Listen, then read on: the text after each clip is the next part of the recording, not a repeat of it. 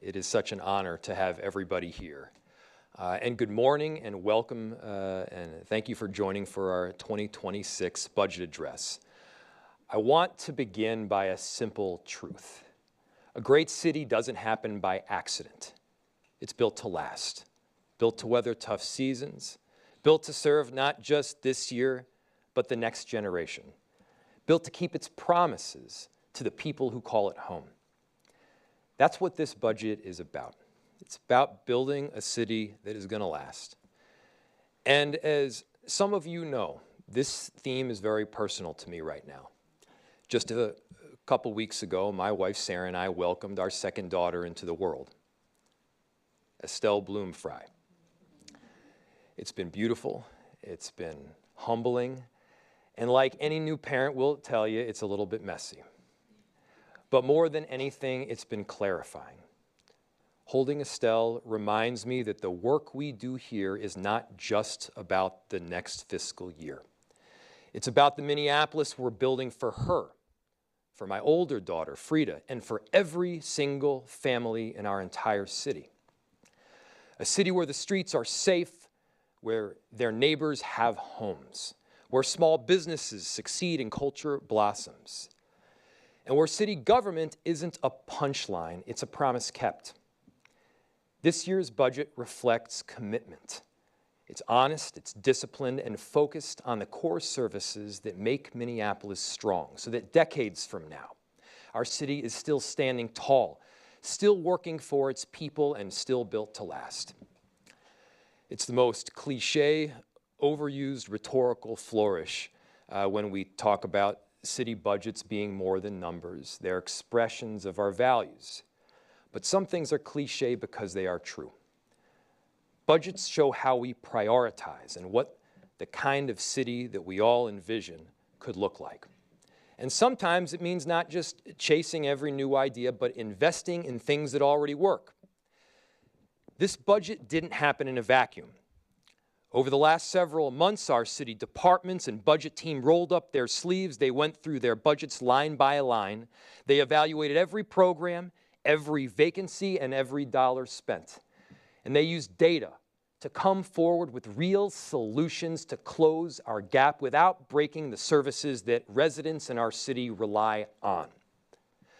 That's the kind of government that residents expect, and I couldn't be prouder of their work. Contrast that with Washington. Agencies dismantled, departments hollowed out, services cut off midstream, and people left wondering if their government works at all. Here in Minneapolis, we do it differently. We plan ahead, we govern responsibly, and we make sure that staff are coming along with us, all of them. Despite this hard work, this was not an easy budget year, but it's also not a crisis budget. This is a disciplined budget. We knew this year would require focus and tough calls because good governance sometimes means refocusing and then also doubling down on what we know works. Our first and most important task was reducing the projected levy increase. In a post-pandemic world, the value of large office buildings is going down in every major city, and Minneapolis is no exception. Unfortunately, that has a pronounced impact on our tax base and our budget. With no action, this year's property tax increase was projected to reach 13%. That would have been unacceptable and unaffordable to working families in our city. The impact on renters and homeowners alike would have been unsustainable. Minneapolis has been a national leader on affordable housing, but a 13% levy increase would have set us back dramatically. Today, I am proud to announce that our city staff has identified savings and cuts that reduce the projected levy increase by 40%, bringing it down from 13% to 7.8%. Our approach to identifying these savings was really straightforward. Protect the core services that our residents rely on every single day. Invest in proven programs instead of launching new ones that are untested or unsustainable. Keep city staff, the people who make this city work, on the job. And do everything possible to keep the levy down, recognizing that This money belongs to the people of Minneapolis, and we need to make sure that we are managing it wisely. And we achieved all of this without layoffs, because our people, our plow drivers, our 911 dispatchers and public safety officers, they are the backbone of city government. In a proud union city, ours, making sure that we're protecting those jobs and protecting the services residents count on is of paramount importance. We also worked smarter. In past years, departments submitted long lists of proposals for new programs. Last year, we had 145 new spending proposals. This year, we said don't give us any. Instead, we told departments, evaluate what isn't working or has shifted to other jurisdictions. Identify programs that have delivered and distinguish them from those that have not. Take a closer look at vacant positions and cut them if they aren't absolutely needed. And recommend reductions that don't impact core city services. Here's what that looked like. Reducing open streets from 4 events to 3, keeping the program alive but scaling it responsibly. Sunsetting vacant positions that departments agreed weren't critical to the operations. Shifting funding from untested new initiatives to ones we know work, like Stable Homes, Stable Schools, a program that is already keeping thousands of Minneapolis public school residents in their homes. Scaling back select pilots that weren't yet operational, and ending double overtime for MPD, saving taxpayer dollars while still meeting our core public safety obligations. We also recognized that new revenue could be generated responsibly with tools that are standard and are resident-friendly. Adding credit card processing fees for utility payments, which many cities, the state, and the county already do. And expanding convenient payment options like Venmo, making it easier for residents to pay on time and avoid incurring a late fee. And let's be real. Part of responsible budgeting this year was also planning for the unknown. Washington, D.C. is in chaos. Federal cuts have become a regular threat. And with Donald Trump in office, the uncertainty isn't just about politics, it's about whether cities like ours can rely on federal partnership at all. That's why we budgeted intelligently. We saved where we could, because when you don't know what's coming down the road, the smartest move is to make sure that you're ready. The result? $23 million in savings, a levy increase held to just 7.8%, and a budget that reflects both discipline and vision, while making sure that we're still able to provide necessary services to our residents. Every decision came back to one question. Will this make Minneapolis stronger for the long term? Will this make Minneapolis a city that is built to last? One of the reasons Minneapolis can make strategic, long-term investments, even in a tight budget year, is because we've earned and maintained a AAA bond rating from 3 major rating agencies. We're one of the few cities in the entire country that has made this achievement. I know that sounds like accounting jargon, but here's why it matters. A AAA bond rating is the highest a city can receive. It signifies strong, responsible financial management. It says taxpayers millions. It saves taxpayers millions because we can borrow for major projects at lower interest rates. That strong financial footing allows us to move forward on capital projects that make a visible daily difference in the lives of residents. Here's a few examples. Rebuilding the Nicollet Avenue Bridge over Minnehaha Creek. The $63 million project, mostly funded by state and federal dollars, will replace a failing bridge and keep critical connection open for our neighborhoods. We're paving 5 miles. We're paving 55 miles of parkway and improving 377 miles of alleys. So getting around Minneapolis is safer and easier for everyone. Reimagining the former Kmart site on Nicollet, we're reopening Nicollet Avenue and transforming the site into a vibrant hub with affordable housing, local businesses, and a space for communities to gather. Minneapolis Democracy Center.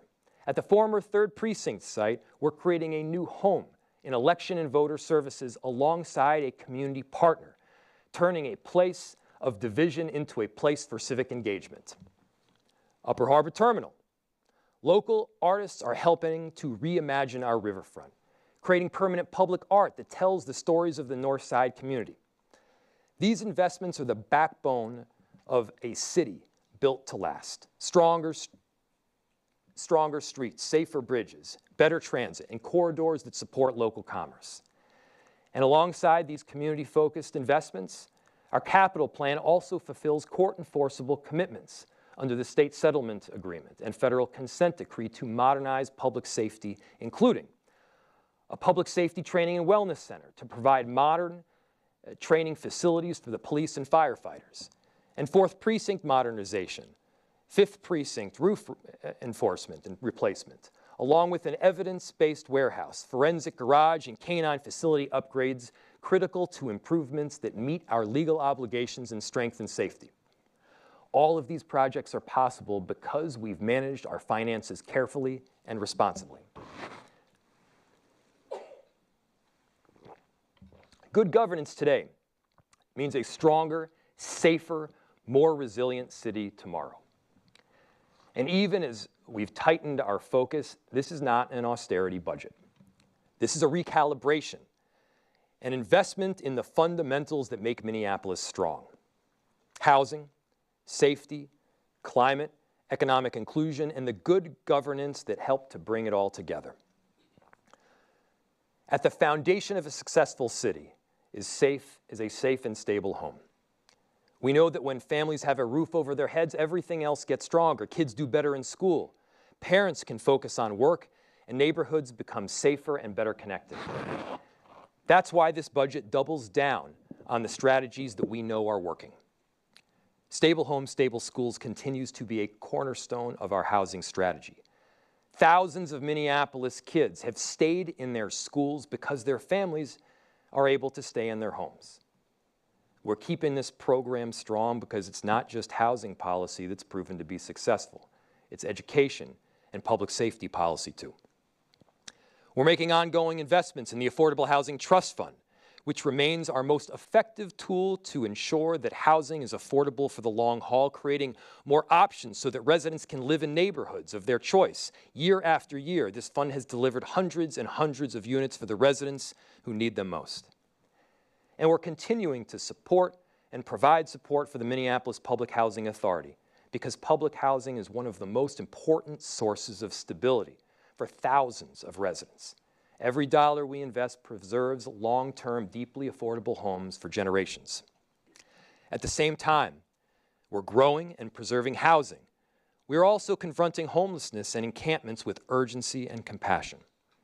Over the last several years, we've implemented a coordinated, multi-departmental, multi-jurisdictional response connecting unsheltered residents to housing and services, and when necessary, closing encampments that pose health and safety risks. And as we've seen, we are presently seeing some significant improvements. With $1 million in funding, we're continuing that progress and we're investing in additional shelter because our neighbors deserve a place to sleep. They deserve a place to sleep at night. They deserve a roof over their heads. Shelter is a critical link to permanent housing and until recently was covered by significant funding from the state. This investment that we are making recognizes that the work of getting unhoused people off the streets into homes and shelter must continue. But we also must work together with our partners, the county and state, to ensure that those dollars are ultimately restored. Our approach hasn't changed. Lead with housing and services. Prioritize safety for residents and neighbors. Coordinate every step with our partners. This work is hard, it's complex, but it's also necessary. And our city team has shown that when we align our resources and stay persistent, we can get more people into homes.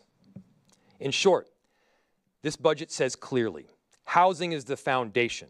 When we keep families stable, we keep our neighborhoods and our city strong.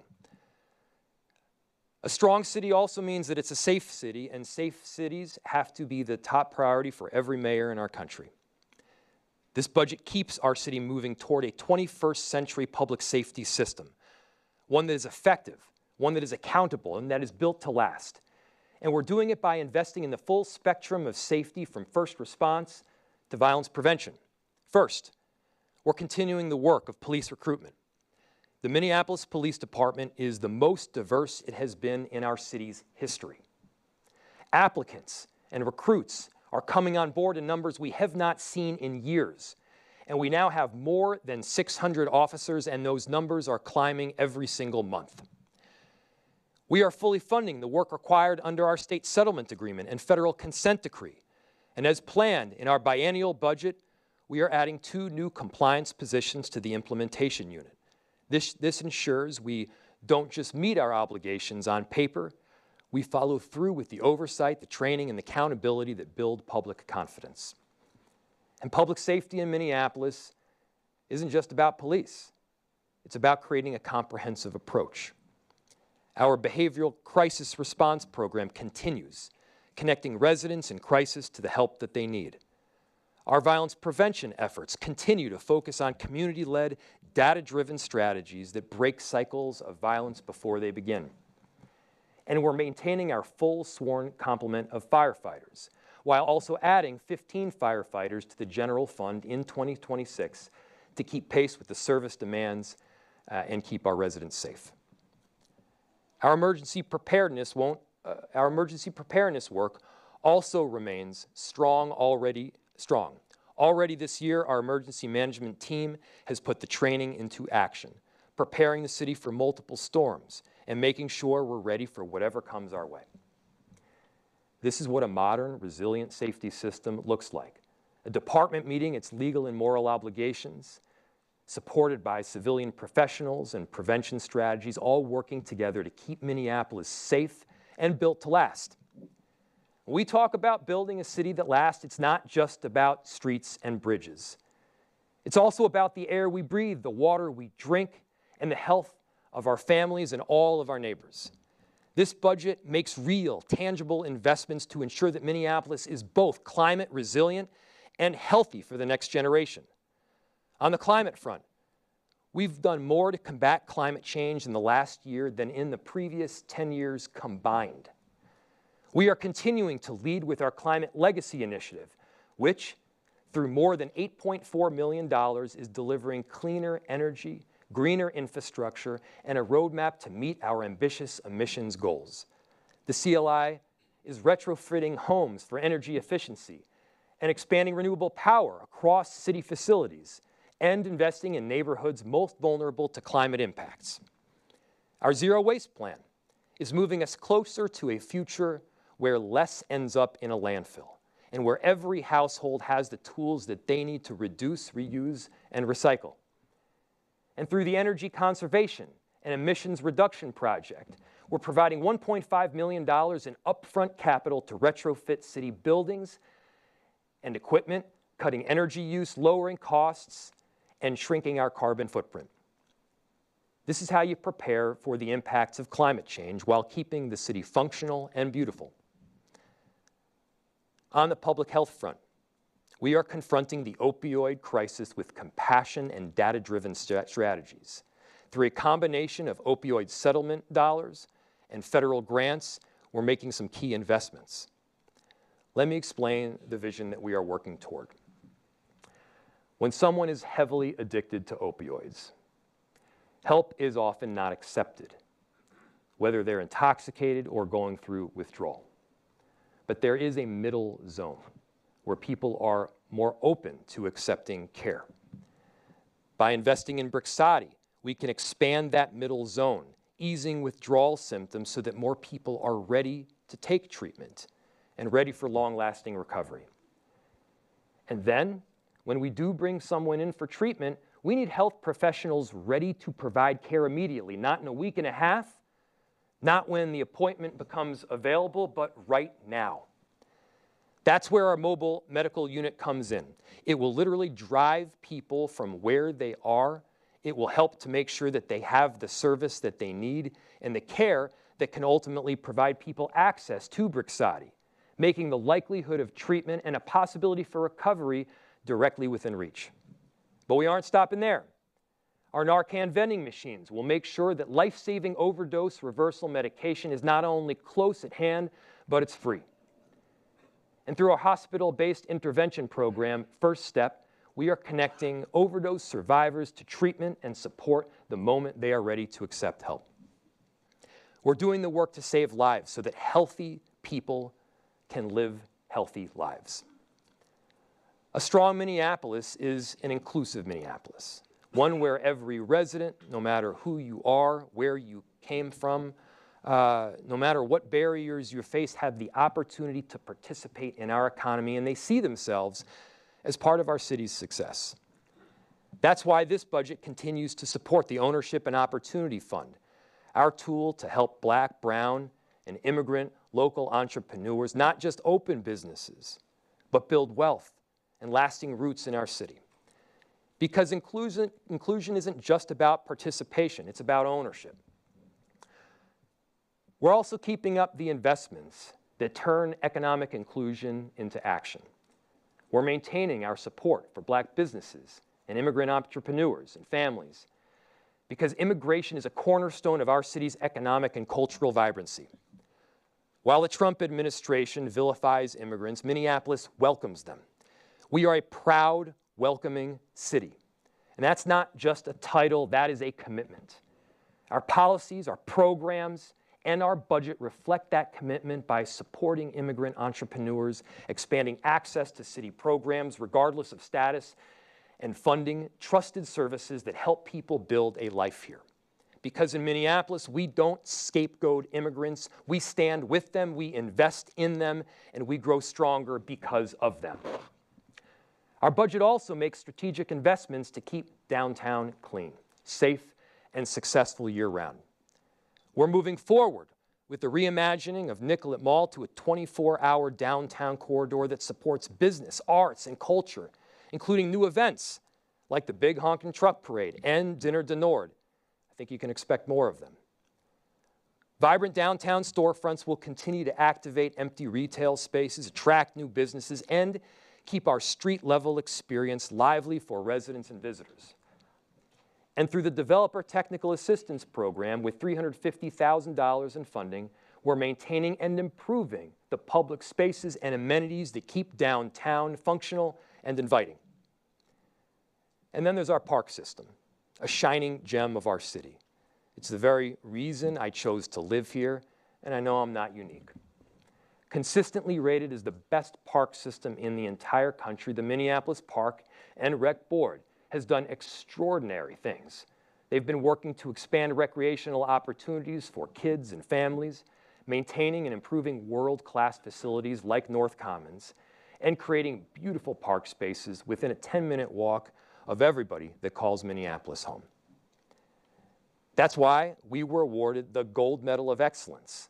And that's why we're investing an additional $3.2 million in 2026 to keep that great work going. These investments are not just about physical spaces. They're about confidence in our city's future. Minneapolis is on solid footing. This budget keeps it that way by investing wisely in a city that is built to last. Homes that are stable, streets and bridges that are safe, a public safety system that is trusted and effective, a downtown that succeeds, a city government that works. That's the city I want our daughters, all of our daughters, and every child to inherit. This budget says that in Minneapolis, we believe in doing the work, making smart choices today to protect the city that we will hand off tomorrow, keeping our promises to the people who rely on us. When our kids are adults, they won't remember this year's levy number. They won't know the line item adjustments or the capital plan schedule.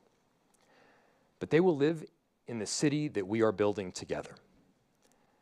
A city where their streets are safe, where everyone has a place to call home, where small businesses succeed in corridors that are alive with arts and culture, where city government is not a punchline, but a promise kept.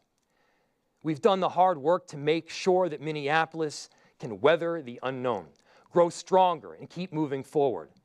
So let's take pride in the discipline that we all have shown, the values we've upheld, and the future that we are securing together. This is the city I love. This is the city I am proud to lead along with all of you, and this is the budget I am proud to present to you. Thank you so much.